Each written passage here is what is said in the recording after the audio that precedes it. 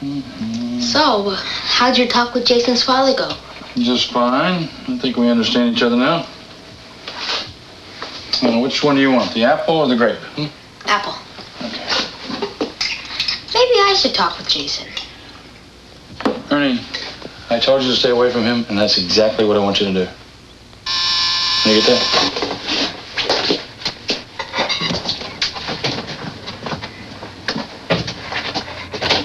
Oh, hi. Hi, Ernie. Ooh. How are you feeling? Better. I'll be okay. Good. Listen, you do me a favor? Will you go into your room for just a few minutes? I need to talk to Mr. Rizzo alone. Okay. Okay.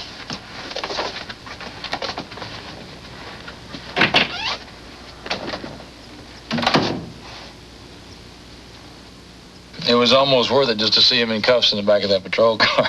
Almost worth it. All right, you're right. It's serious. Maybe I did overstep my authority a little bit, but it was the only thing I could think up to do. Well, speaking of authority, I can handle Miss Niedermeyer. I can even handle her boss. But when her boss's boss gets a call from the city council, they want us to look into every detail of what we officially call the Rizzo foster parent case.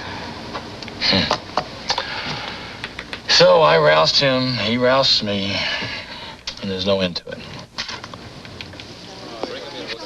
Captain, the arrest was legit. Filled out the paperwork. Fine. You're upset about your boy, so you blow 3 weeks of undercover work. Ernie is worth more to me than 3 weeks of undercover work. Okay.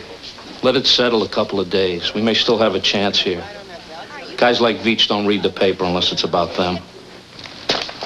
Check that out. What? Doesn't that look like Signor Cipolle or buyer from Italy? City Councilman Scott Cunningham was arrested in front of City Hall by Detective Sergeant Jake Rizzo. We gotta take him out. He knows everything. His operation's too big to take any chances. By the way, my sister-in-law in Toledo is Italian. After I saw the paper, I called her up. You know what Cipolle means? Onions.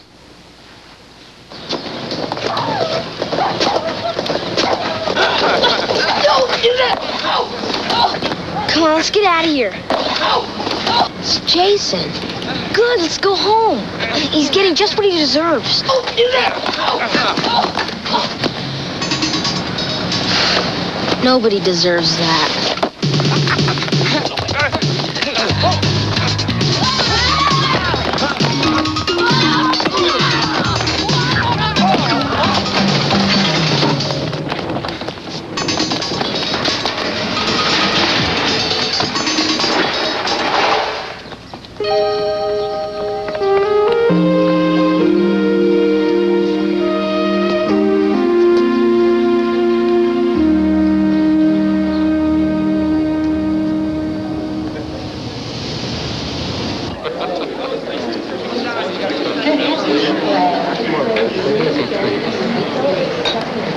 Well, it was really nice of you to have this bury the hatchet dinner in a place like this.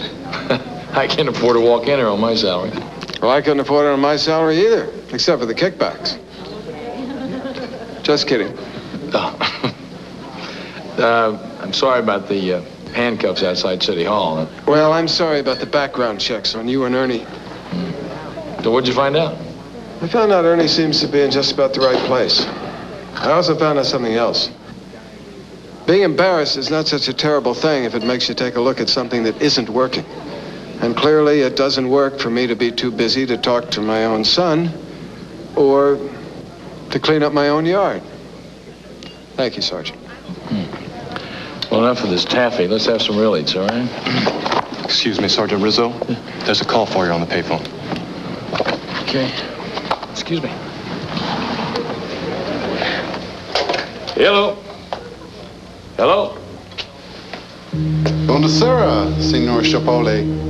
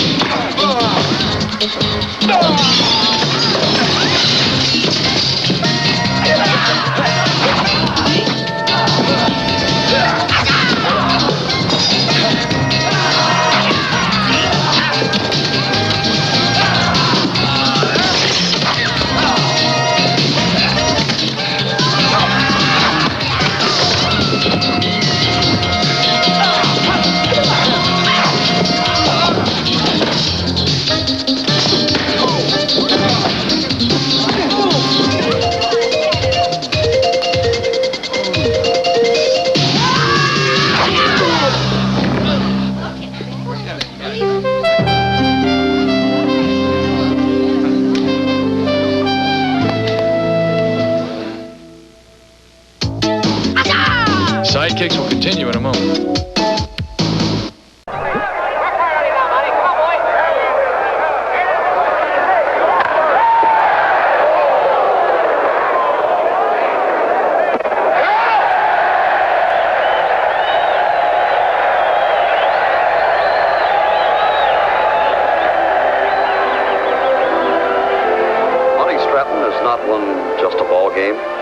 He's won a greater victory as he goes on pitching, winning, leading a rich, full life.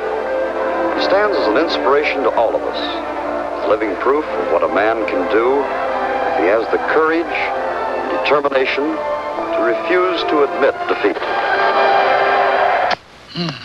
All right, Ernie. Time to go to bed. Does Jimmy Stewart really have only one leg? Or was he just pretending? Oh, he was just pretending. But there really was a pitcher named Monty Stratton. And he had a wooden leg. And he was in the major leagues. It must have been hard. Yeah, it was hard. Just like you saw. But you know, Ernie, there were people that made it a lot harder than it should have been. How? Well, they got on him. They called him names. I think I know how he felt. But Monty Stratton was too strong and too good to let any of that bother him.